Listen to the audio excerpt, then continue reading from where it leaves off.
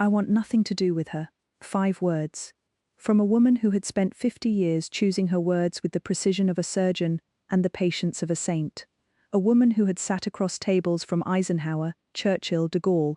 A woman who had navigated abdications and constitutional crises and the quiet implosion of her own family's marriages without once, publicly, losing her composure. And yet here she was, in a private room at Balmoral, her son standing in front of her asking her to soften, asking her to open the door, just slightly, just enough, for the woman who had been waiting on the other side of it for years. The Queen's answer was not softness. She would not condone the adultery. She would not forgive the woman for not leaving Charles alone when the marriage might still have recovered.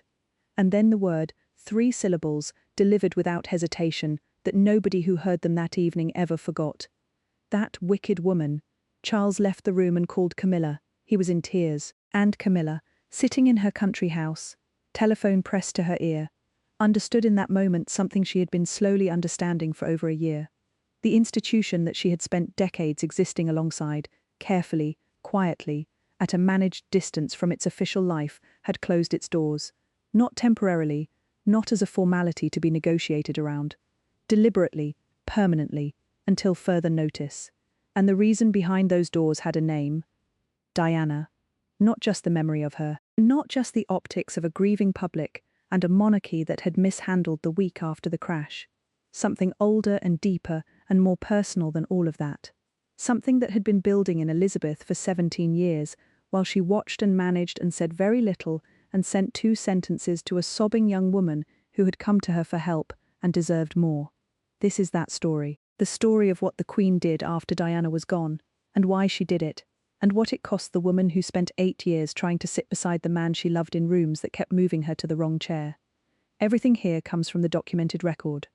Tom Bower's Rebel Prince, Angela Levin's authorized biography of Camilla, Ingrid Seward's Prince Philip Revealed and the Queen and Di, the accounts of Robert Jobson, Andrew Morton, and the people who were present in those rooms when history was being made quietly, without cameras, in the way that the most consequential things in this family always were.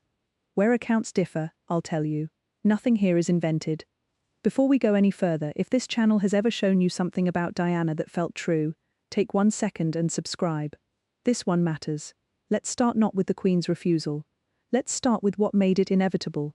Queen Elizabeth II had known about Camilla Parker Bowles for a very long time. She had known before the wedding. She had known during the marriage. She had known in the way that the head of a family always knows, through silence rather than disclosure, through what isn't said at dinner tables rather than what is. The bracelet with the entwined initials, commissioned for Camilla days before Charles married Diana, was not a secret from the family the way it was a secret from Diana. Philip had told Charles in a conversation Diana later recorded on her private tapes that if the marriage didn't survive its first 5 years, he could return to Camilla, a time frame given in advance, which meant the affair was not a surprise to the people at the top of this family. It was anticipated, built into the calculation, managed around, and Elizabeth's position through all of it had been the position she had held across 50 years on the throne. She managed, she contained.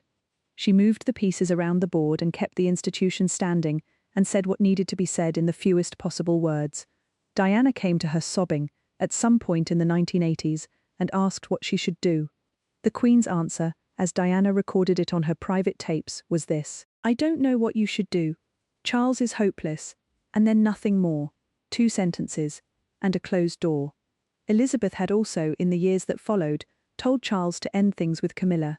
Andrew Morton confirmed it. The Queen and her advisors, her courtiers, her private secretary, all of them believed Charles should give Camilla up. Not because they were her personal enemies. Because they could see clearly what her continued presence in the marriage was costing. What it was doing to the institution. What it was doing to a young woman who had been brought into this family at 20 years old and given no protection from what was waiting for her inside it. Charles refused. He refused when the Morton book landed in 1992 and Diana's voice was suddenly everywhere.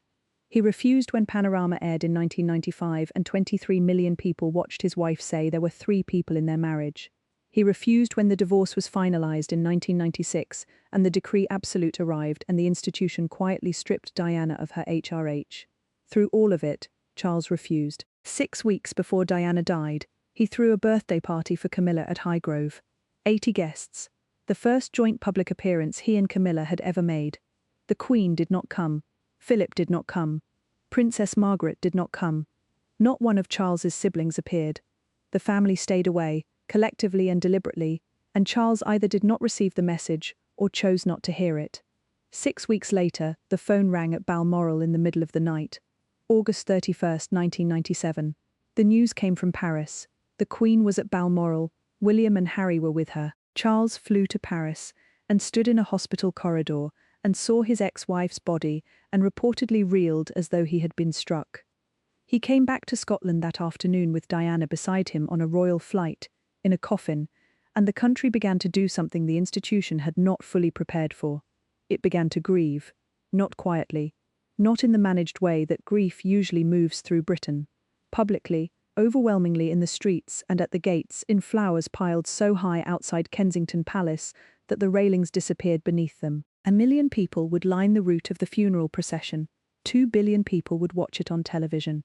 And in the days between the crash and the service, while the flowers accumulated and the public's anguish turned slowly into something sharper and angrier, Buckingham Palace was silent. The flags were not at half-mast. The Queen did not return to London. There was no broadcast, no address, no visible sign that the institution understood what was happening in the streets below its windows. Charles, in that extraordinary week, called Camilla. He told her what he told her in those days. And at one point, according to Christopher Anderson's account, he said it plainly: she simply will not budge. The Queen was resisting. The palace was resisting. The institution that had spent 17 years managing Diana was now managing her death, and it was managing it the way it had managed everything else, by not quite engaging with the human scale of what was happening. Tony Blair, 4 months into his first term, urged Charles to pressure his mother back to London. The public anger was reaching the walls. Eventually, she returned. She looked at the flowers. She bowed her head at the crowds outside the palace. And on the eve of the funeral, she did something that 50 years of queenship had not required of her until that moment. She went on television as a grandmother. Not as a monarch. A grandmother. She said Diana was an exceptional and gifted human being. She said she admired and respected her. She said the lessons of Diana's life would be taken forward. The crowd outside the palace gates applauded when she appeared. She had heard them, finally.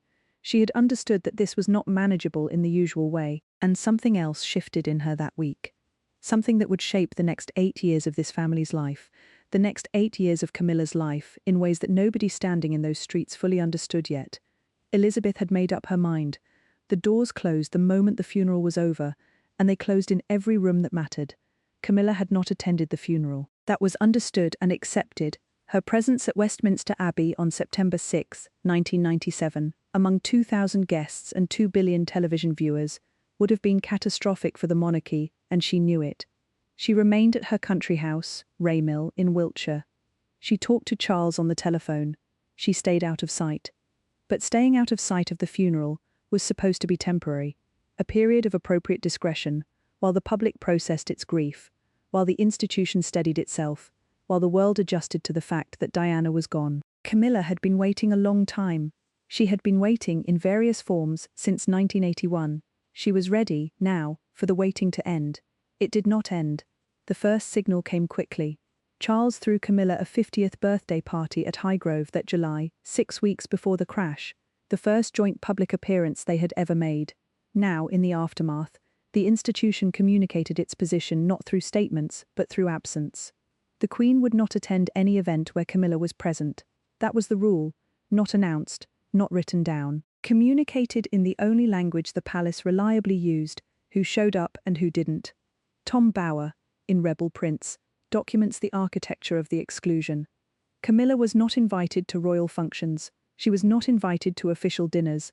She was not placed in any room adjacent to the official life of the institution. Biographer Christopher Wilson went further, reporting the Queen's position in the clearest possible terms. She would not have that woman in her presence. Not invited. Not welcome. Not to be seated beside the heir to the throne at any table the Queen was also sitting at. Camilla had been the woman who sat beside Charles in private for 16 years. In the official world, the world that Elizabeth controlled, she could not sit beside him at all. And then came the birthday. November 14, 1998, 14 months after Diana's death. Charles's 50th birthday. By this point, Camilla had spent over a year in near total seclusion. She had watched from Wiltshire while the public processed its grief, while the institution regrouped, while the flowers outside Kensington Palace slowly wilted and were cleared away. She had been patient in the way that she had always been patient, which was to say, almost invisibly, with a discipline that the public never fully credited her for. William and Harry sent handwritten invitations to their grandmother for their father's 50th. Personal invitations from his sons. Asking her to come, she declined. Any event at which Camilla was present was an event Elizabeth would not attend. Philip also declined. The message was the same from both of them, delivered through absence rather than confrontation. The institution had drawn its line, and the line ran directly between Charles and Camilla on one side, and every official royal occasion on the other. Camilla was growing frustrated. Bower's account in Rebel Prince captures it directly. She had begun to push back at Charles. "You're going to the theatre with friends, so why can't I come?" She wanted to meet William and Harry properly. She wanted to join Charles on holiday. She wanted the relationship to exist, at last, in the visible world rather than only in the hidden one. A year had passed since Diana's death. She could see no reason, she said, why that shouldn't happen now. But Charles understood something Camilla was perhaps not yet fully absorbing. There was no possibility of bringing the relationship into the open without the Queen's approval. And the Queen's approval was not coming through polite persistence. So he did what he had been avoiding doing since the crash. He went to his mother directly. Summer, 1998. A late evening at Balmoral. Tom Bower's account of what happened that night is detailed and specific. Charles had decided the moment had finally come. He was going to confront his mother and ask her plainly to end the Cold War. He was not even asking for full approval. He was asking for the antagonism to soften. He was asking that the Queen at least not directly forbid the relationship from existing in any visible form. Elizabeth had reportedly had several martinis that evening, and to Charles's surprise, because for all his frustrations he had not quite expected this degree of directness, she replied forcefully. She said she would not condone the adultery. She said she would not forgive Camilla for not leaving Charles alone when there had still been a chance to save the marriage. And she said she had been lied to about the relationship for years. Then she said it. That wicked woman. And then, I want nothing to do with her. Princess Margaret had already tried to intercede on Charles's behalf, and the Queen had told her sister she didn't even want to meet or talk about Camilla. That was the level of the refusal. She would not discuss it. She would not be persuaded by the people who loved Charles and wanted him to be happy. She had made her position and she was holding it. Charles left the room. He called Camilla. He was tearful. She received the news on the other end of the line in the way she received most things, steadily, without visible collapse. But she understood now that this was not going to resolve itself through patience alone. The question that has always hovered over this confrontation is why. Elizabeth was not a woman of moral fury. She had managed far worse than a son's difficult love life across 50 years on the throne. She had never been someone who allowed personal feeling to overwhelm institutional calculation. Why Camilla? So forcefully, so personally, in language that went beyond protocol into something that felt almost like grief. The answer, documented across multiple accounts, traces back to a specific woman, not Camilla herself. The woman whose name the Queen Mother refused to allow spoken in her presence, not out of guilt, but out of something more protective than guilt. Diana. Andrew Morton said it directly in a 2023 interview. There was considerable animus in Elizabeth's household over Camilla, before Diana died, and certainly after. The Queen and her advisers believed Charles should give Camilla up entirely. Not because of optics, because of what they had watched happen. What Camilla's continued presence in the marriage had done to someone who had been brought into this family without full knowledge of what she was walking into. What 16 years of an arrangement that everyone around Diana managed and nobody stopped had cost a young woman who came to Balmoral as a bride and left it. Years later, a divorced woman with no title and a crash in a Paris tunnel. Elizabeth couldn't undo any of that, but she could hold the door closed, and she did. The exclusion continued well beyond the Balmoral confrontation. By 1999, the public was beginning, slowly, tentatively, to soften toward Camilla. Charles and Camilla made their first public appearance together in January of that year, leaving a party at the Ritz Hotel while 150 photographers captured it. The photographs went around the world. The public did not throw things. The mood was, if not warm, at least not the hostility that had defined 1997 and 1998. But the Queen's position did not move in line with the public's. Prince Edward's wedding in June 1999. Camilla was not invited. The celebration of one of the Queen's children's marriages, a family occasion, and Camilla's name was not on the list. Every state dinner, every official gathering, every formal occasion that carried the monarch's seal, Camilla existed outside all of it. She could be with Charles in private. She could appear at events that had no royal imprimatur. But the chair beside Charles at any table the Queen controlled was a chair Camilla could not have. Then in 2000, something shifted. A 60th birthday celebration for the exiled King Constantine of Greece at Highgrove. The Queen was there, Camilla was there. They were not at the same table, but they were in the same room, and that, according to everyone who observed it, was described as historically significant. The Queen had finally agreed to end the personal boycott. They were in the same room, not beside each other, but in the same room. 3 years. That is how long the doors had been completely shut. 3 years of every chair at every official table being the wrong chair for Camilla. The thaw came slowly, in the way that things always moved in this family, through presence rather than statement, through attendance rather than announcement. By 2001, the Queen and Charles and Camilla were appearing at the same public events. By 2002, the Queen Mother's death removed another layer of institutional opposition. Camilla's name had not been allowed to be spoken in the Queen Mother's presence, according to Robert Jobson, and that prohibition had shaped the atmosphere around Elizabeth too. In 2005, Elizabeth gave her consent for the marriage. She did not attend the civil ceremony at Windsor Guildhall. That absence was noted and passed, with various explanations offered: the venue, the precedent, the protocol of a monarch attending a civil service.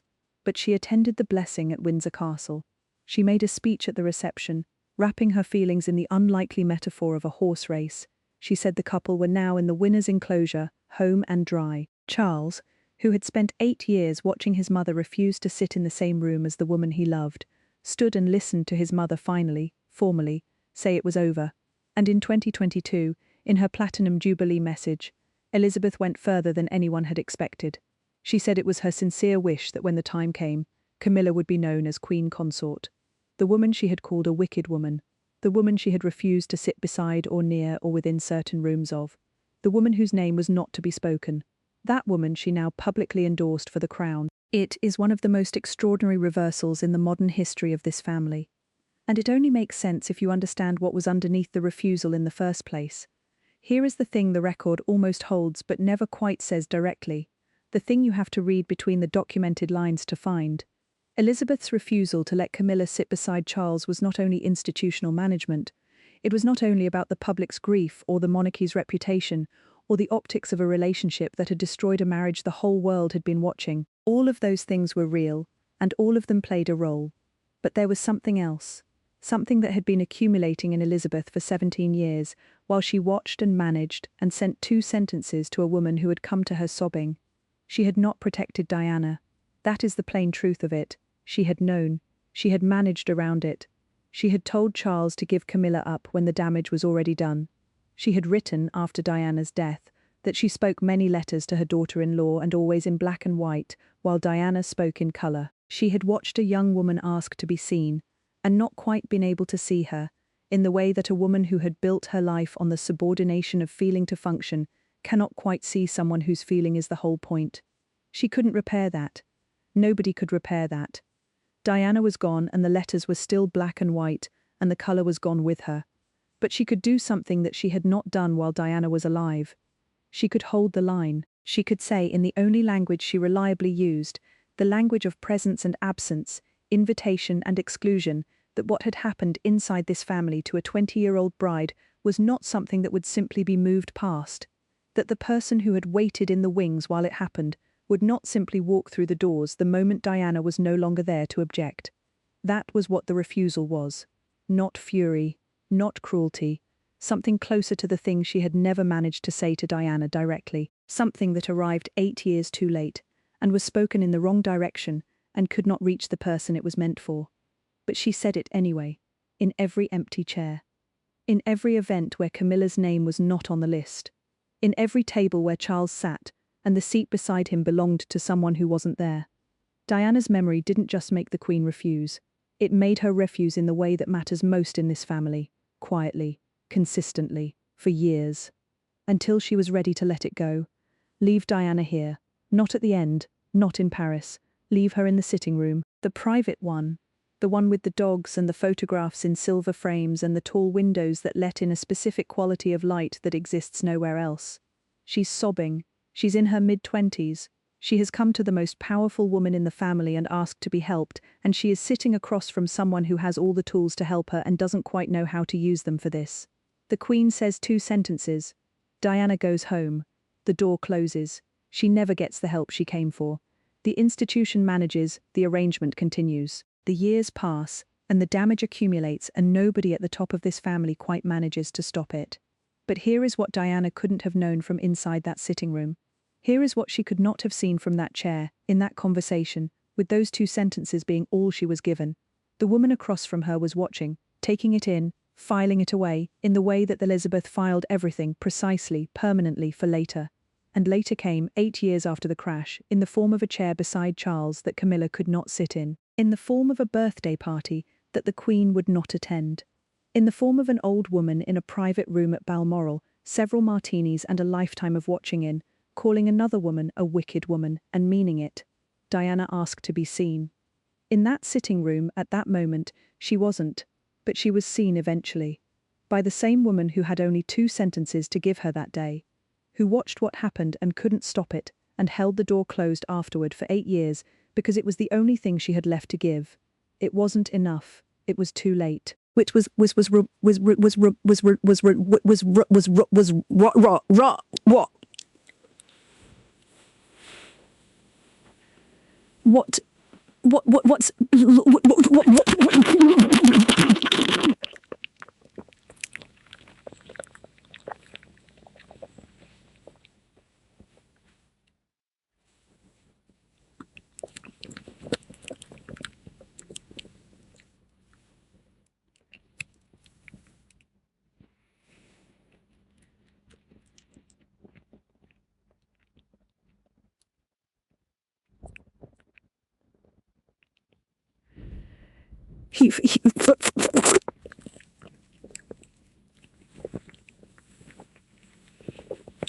what's he what was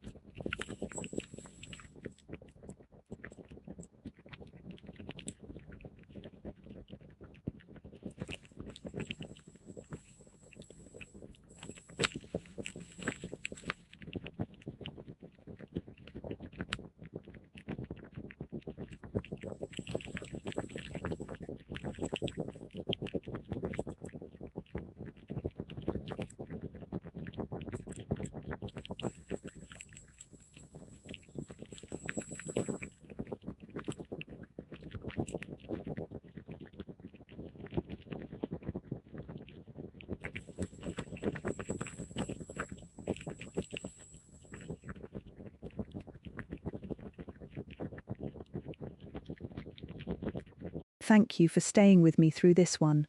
Of all the Diana stories, this is one of the quietest. No confrontations on camera, no speeches, no moments that made the front pages the way Panorama made the front pages. Just a family, and a closed door, and 8 years of empty chairs.